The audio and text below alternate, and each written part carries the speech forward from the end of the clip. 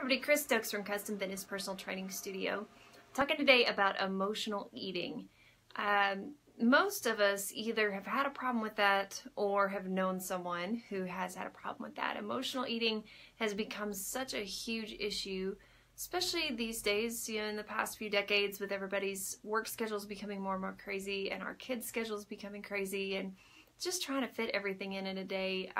It seems that we tend to struggle more and more with that.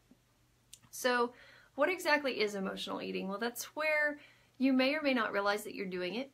Emotional eating is tied to emotions that you're feeling at the time. So it may be frustration, it may be stress, it may be anger, it may be happiness. It can be tied to a lot of emotions, and there's no one specific emotion that would be tied to it for any one specific person. So it could be multiple things that lead to overconsumption of food is basically what that is.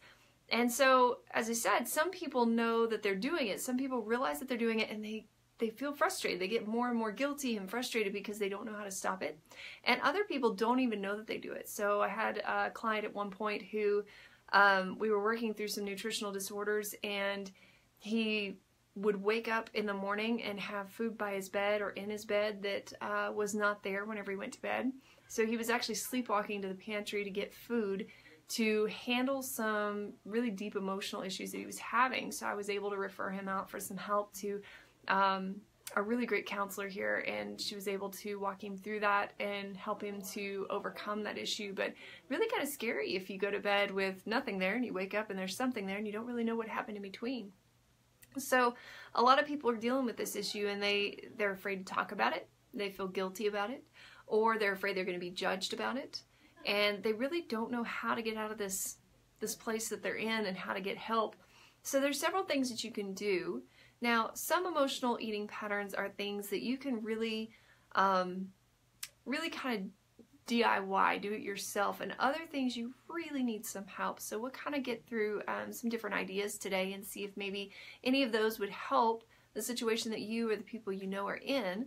And I'd love it if you shared this video with them if you know people that are in that situation, because a lot of people just need to know that there is hope and there is help, and that help comes without judgment. That there's a lot of things that we all tend to hide and feel guilty about that we can't quite fix on our own, and we need help, and that's okay.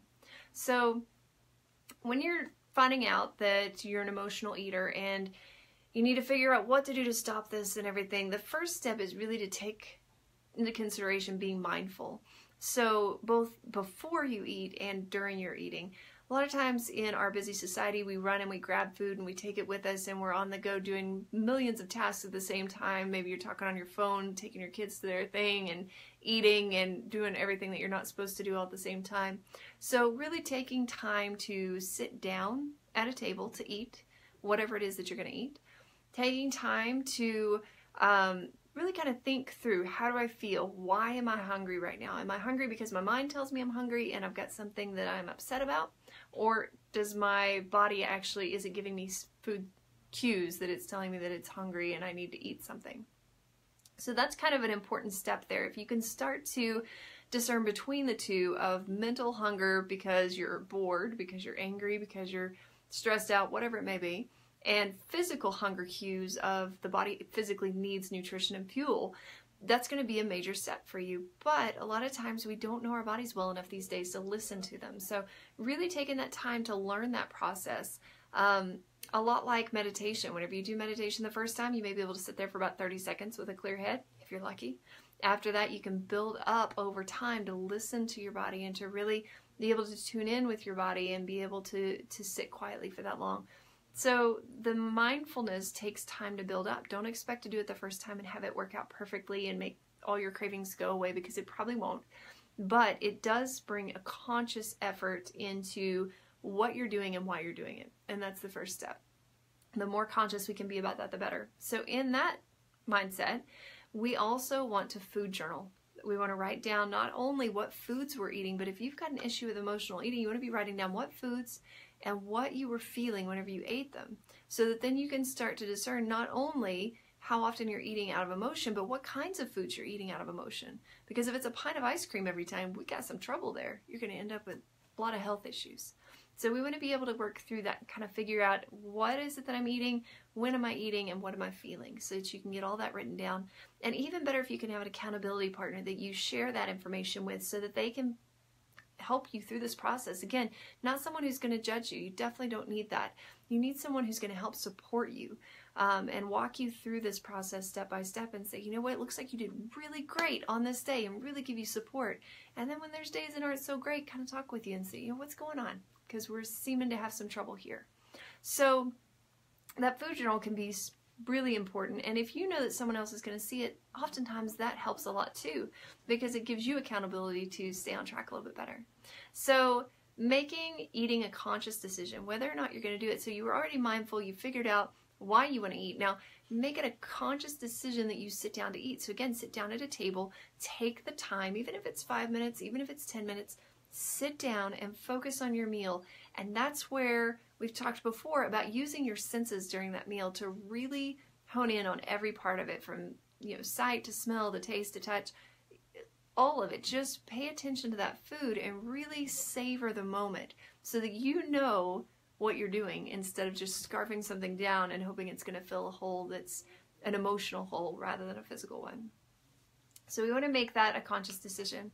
We want to be sure that if we're not actually physically hungry, that we take time to try and distract ourselves. It sounds a little silly. Sometimes it'll work, sometimes it won't. But perhaps instead of sitting in the same spot in the evening where we get bored and we tend to grab whatever food's beside us, or we keep running back to the kitchen for food, maybe go to a different room or go outside and find something active to do, or find a hobby to do, something where your mind is engaged and your hands possibly are engaged, so that you're not eating. So there's been studies done showing about this issue, that people will eat just about anything out of boredom, and they'll do so unconsciously. So I had a good friend who sat some kids down who absolutely did not like green beans, and put a bowl of frozen green beans in front of them.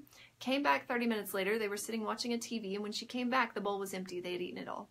They don't like green beans, but they weren't paying attention to what they were eating because the TV was on and they were bored and they were just doing that. There was another study done by a pretty high up group that they took some students into a movie theater, and they gave half of them really great popcorn in a small container, just a regular sized container, and then they gave the other half like 3-day-old, we're talking super squeaky popcorn, like the really gross stuff, in like jumbo containers. When the movie was over, both groups had eaten their entire containers. It was the fact that they were bored, sitting there, being not entertained, and just had something there that was in their reach, and they kept eating it. So the more that you can distract yourself and keep yourself out of that position where you're just constantly grabbing for something, then the better results you're going to have in the first place. So if you can step yourself away from those places where you're most comfortable and find something new to do with your time. I know it's getting cold outside. People don't necessarily want to go out for a walk or anything, but you know, go drive to Sam's and go walk around there, or Walmart or something, and go walk the perimeter of the store. I would say if you do that, don't take your wallet with you though. Make sure that you don't have any money on you so that you're not spending extra cash, but definitely go and get some place to walk. Okay, so after you deal with distraction and you try that part, then the biggest part, honestly, is dealing with the feelings. We all knew that was coming. There's no way to get around that. We have to deal with our feelings that are causing that. If it's boredom, that's usually a pretty easy one to deal with, but we do have to acknowledge that that's what's going on and then find something to fill the time. If it's, you know, depression, if it's anger, if you're eating out of happiness, we need to consider what we're doing to ourselves and figure out, am I able to help myself through this with accountability partners, or do I need further help? And if you need further help, please get further help. It's not a bad thing to ask for. You will not be judged for it. People are there to help you, whether it is a therapist or a counselor, or if it is a doctor, or if it's just someone helping you to learn how to relax and get rid of your stress load, maybe through meditation or through yoga or something like that. Find the help that you need in order to deal with those feelings, so that way then you can learn to actually function outside of those emotions, because we tend to kind of block ourselves off in those emotions. So if this is something that you're struggling with, or it's something that a friend of yours is struggling with, I do hope that you'll share this video. If you would like help on creating a better sense of wellness within your body from the inside to the outside. And we're talking nutrition, exercise, lifestyle modification, you name it. We would love to be that help for you.